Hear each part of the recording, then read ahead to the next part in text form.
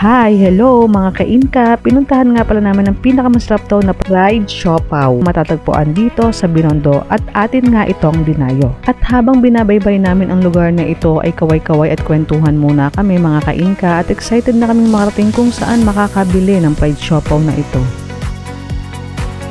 Nandito na nga kami sa may gilid ng simbahan ng Binondo Church at nilakad na namin itong street na ito. Laging box office ang pila nila dito dahil sa dami ng bumibili at tumatangkilik ng pagkain ito. At isa na nga kami sa gustong matikman ang XLB fried na ito, masarap pa talaga. Pero kung ganyan naman lagi ang pila, kayo na ang humusga kaya maya-maya pa ay matitikman na natin ang pagkain ito. Excited much mga ka-inka!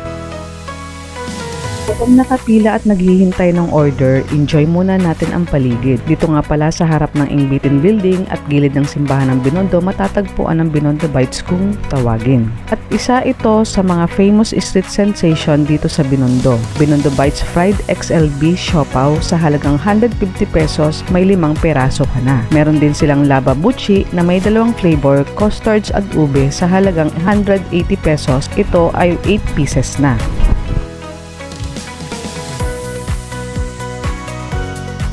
Dito na rin sila nagpiprito at nagpe-prepare ng mga order kaya kitang-kita mo ang preparation at may 2 klase nga pala sila ng sauce sa fried siopaw, chili sauce at regular.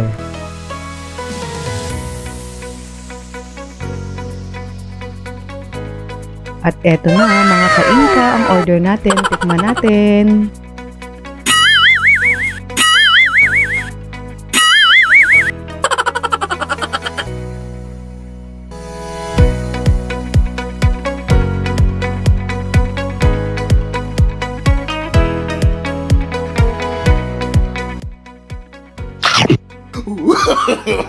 No, no, no, no.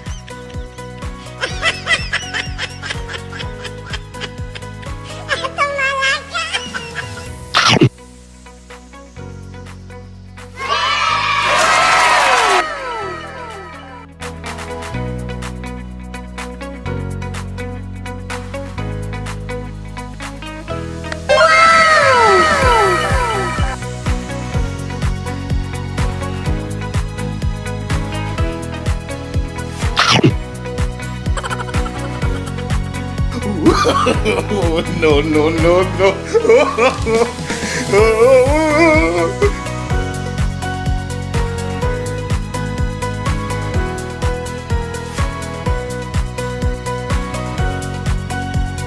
Anyon sa'yo. Okay, ubusin na natin. Be, sabi niyo ubusin niyo na. Busin na natin.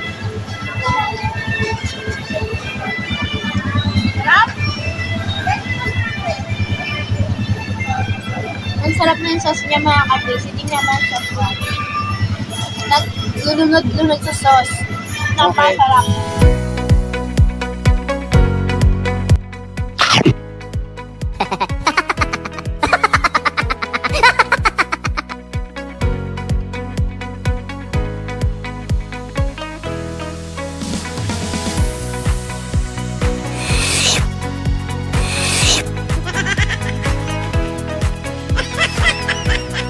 Dito sa Busy Buddies, inain ka sa pagkain.